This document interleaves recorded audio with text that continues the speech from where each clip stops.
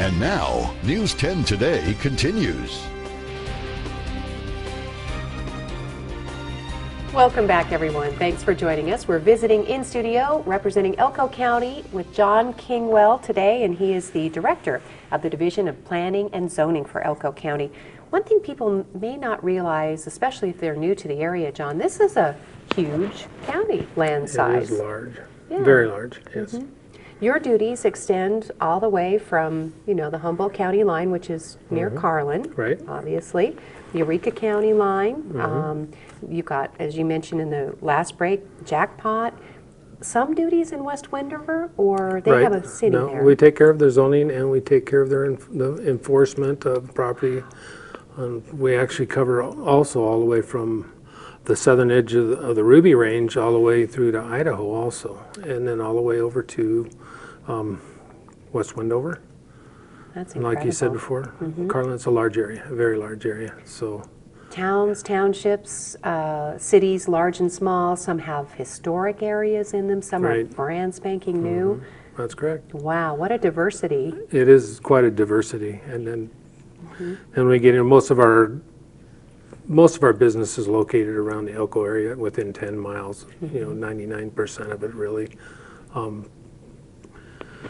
We are looking at a new project for a subdivision, a 32 parcel subdivision, roughly 10-acre parcels, a little less, a little more, some. And that's about, from the Pilot Valley interchange, we're looking about 17 miles north, and up by the fire station up there and the well that they use to maintain the roads, and about 10 miles south of Montello.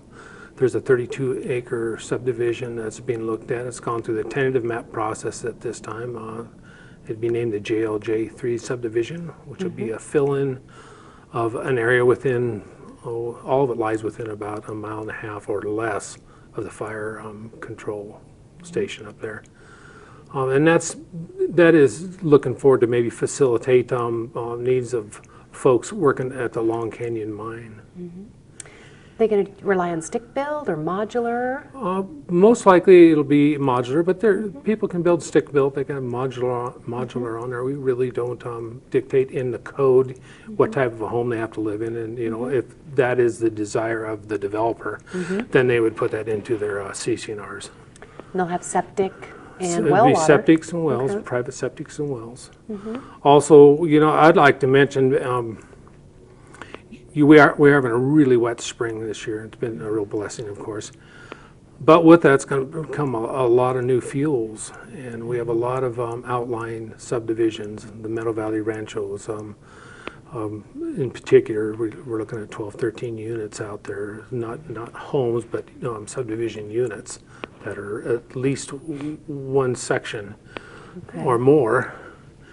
And with this new growth, it's going to be really, really important that people really start thinking about having defensible fire spaces, and I'm sure that's going to be talked about 2 or 3 times this spring and this summer.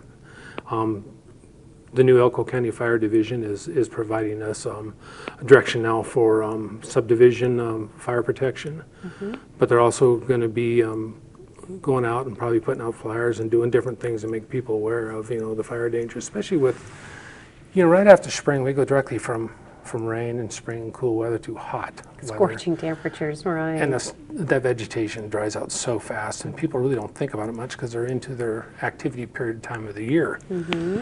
So the summer thunder showers come along, and most of the time we have thunder and we have lightning, but not really too much rain. Right, So- that dry lightning. And those high winds can drive those fires so fast. I watched that fire above a few years back above 5th Street and watched that fire move, and it was incredible how fast that fire moved with those winds.